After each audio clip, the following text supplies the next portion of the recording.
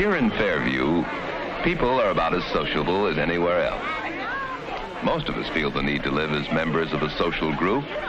First, it's the family group that fills this need. Later, we make acquaintances and form circles of friends.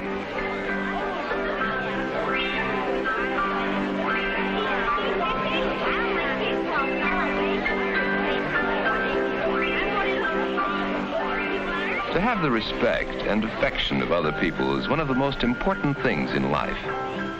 Yet we don't think about it much, except when we're outside of the group, wanting to belong. This is something Ruth and Charlie Thompson and their parents had to think about when they came here to Fairview a year ago. All strangers in a strange community. Yes, and this is something the Oster family had to think about too. Young Willie and Hilda and John. And you can see they belong to the group now, but a lot had to happen before they found their places in our community. It all began that day a year ago when the Osters first arrived in Fairview. Oddly enough, the Thompsons came to town on the same train. They were all strangers then, strangers to each other, strangers to the rest of us in town. Though they didn't know it then, the two families faced together the problem of establishing themselves in a new community, of finding their places in the group. To the Thompsons, Fairview was much like their old hometown. But to the Osters, this was all entirely new. They were fresh from across the ocean, from a land where the way of life was very different, and they felt alone. Now, like any community, we have all kinds of people here in Fairview.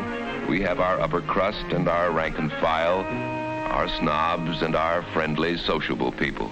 No, sir. The people around here don't care where you come from. It's what you are that counts. You'll find we have a fine bunch of people running this town. With so many outsiders coming to Fairview these days, our old families are becoming completely lost. I say if you hold your job and pay your bills, you're just as big as anyone else in town.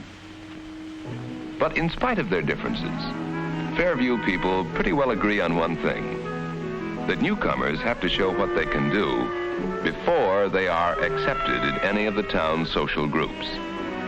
The youngsters came up against this problem right away on their first day to go to their new school. To Ruth and Charlie Thompson, it was just a problem of getting acquainted and then choosing and forming a new circle of friends. But to Willie Oster, it was a far more serious matter. He was entering a world where everything was strange and everyone might be hostile. He had to learn new ways of doing things, to overcome the differences in attitudes, language, and customs that set him apart from the group. My first pick, Jim, Tony, Charlie, Ed, Jim, Dave, Bill, Dick, Al, Melvin, Sandy, Eric, Sam, Charlie, John. I guess I gotta take you. Willie found it wasn't easy to gain acceptance in the group, but he was determined to try. Oh, we have so much fun at our Girl Scout troop, Ruth.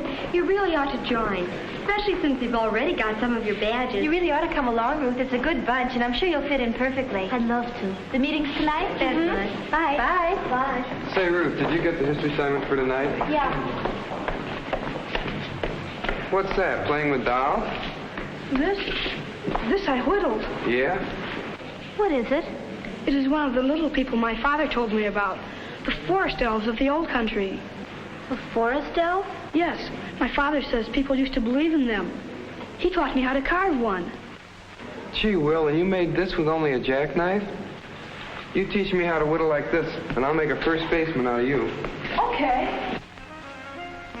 From then on, Willie made friends. Once he had shown what he could do, he was accepted in the group. But Charlie Thompson was having a problem of his own. It wasn't easy for him to meet new people on their own ground, especially since he expected them to make all the advances.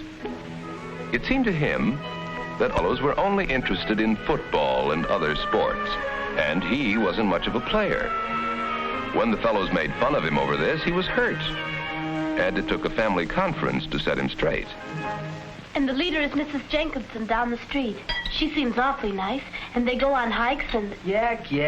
Can't you pipe down? Charles, that isn't a very nice way to talk, but you have been chattering, Ruth. Something wrong, son? No, nothing wrong. Ruth, you'd better start your homework.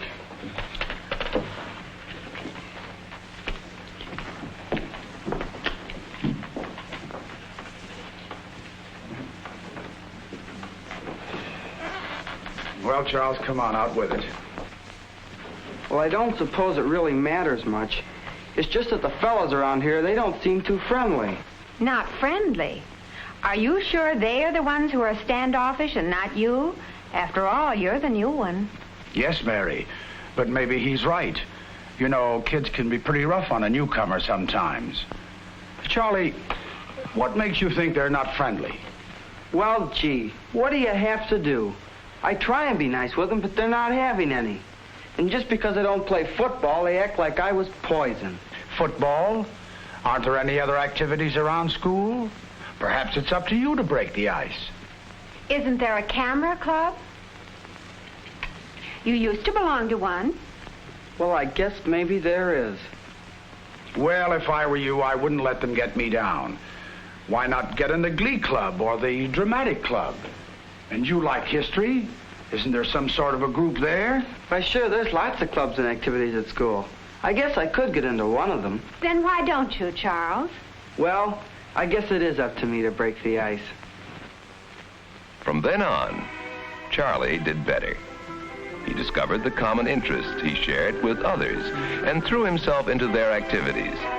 This gave them a chance to learn to like him and to respect him for the things he could do well. At the plant, where John Oster and Arthur Thompson went to work together, they were up against the same problem. Arthur had to establish himself as the new assistant production manager, but he got off on the wrong foot right at the start.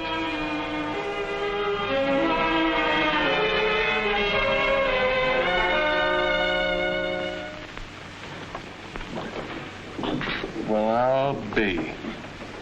Gonna dock us for quitting early to go to the basketball game. Who does he think he is? We've been doing this for years. Nobody works when the high school's in a basketball tournament. You see, Arthur had ignored a custom of the group, and like all groups, they resented this from a newcomer. Art, did you put this up? Why, yes, of course. You should have checked with me. The men have been doing this for years. Well, it just didn't seem right to me. Well, maybe not. But we have a good, hard-working bunch here. And one reason is that we let up on them once in a while and let them see their kids play basketball. Well, shouldn't that be on their own time? Well, maybe so. But it's been going on for so long that the men think it's their right. All you've done is to get them mad at you. You better get out of it, or you're going to have a hard time. Arthur realized he wouldn't get along with anyone in the plant unless he admitted his mistake. Backing down, huh? Well, anyway, he's willing to admit he was wrong. Arthur's next problem was to show the men in the plant that he knew how to handle his job. You wanted to see me, Mr. Thompson? Why, yes. I've been looking over these blueprints for that turbine job. And I'm afraid there's a miscalculation in them.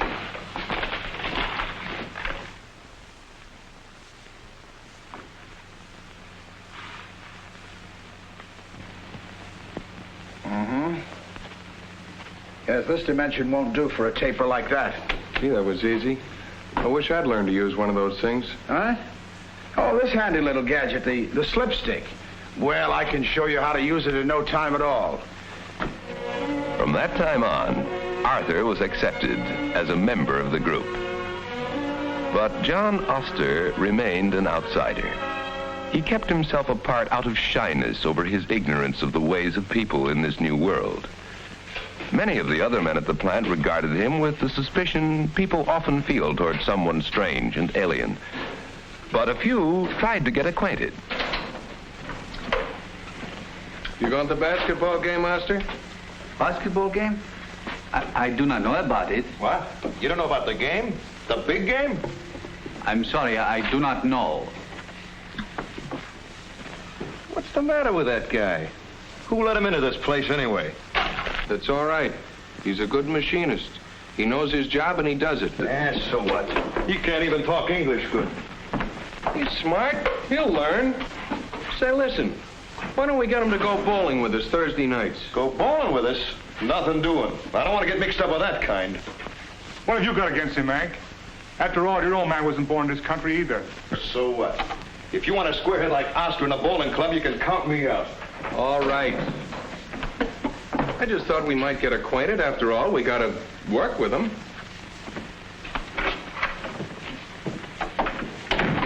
Fetterfane. No, Tom.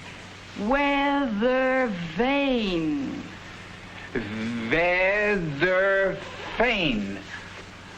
How can I do it, Hilda?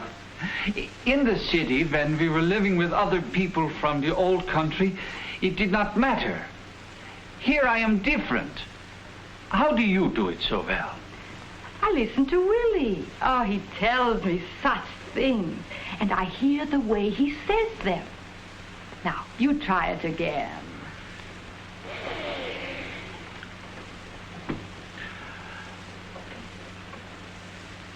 Weatherfane. It's no use, Hilda. I cannot wrap my tongue around this language.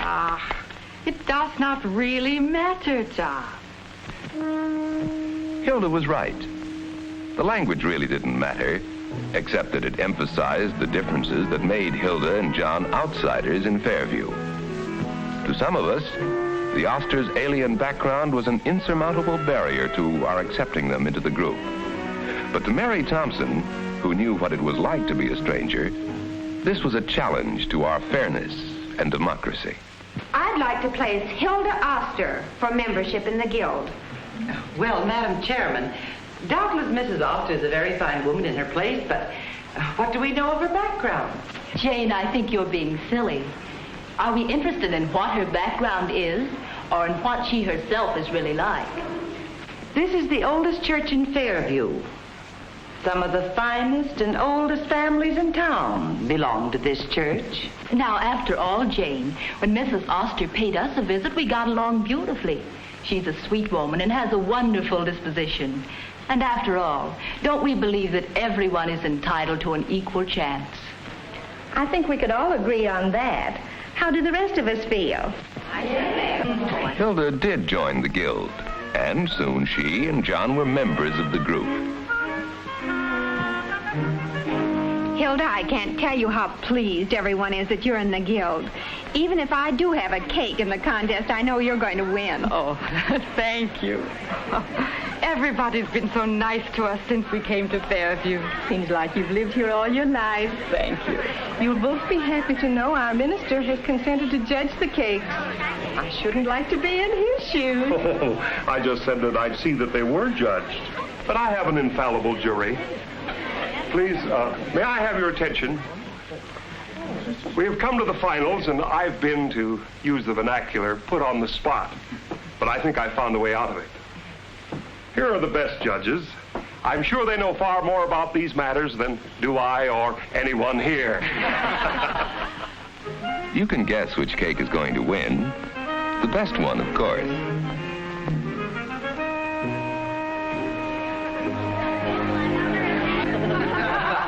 But this is the story of two families finding their places in a strange community, learning what it takes to become members of a new social group. It's also the story of every one of us in all our relationships with families and friends, acquaintances and working associates. Every one of us have to learn the ways to live and work and play together. The ways to acquire that feeling of belonging to the group that's so essential to everyone's happiness.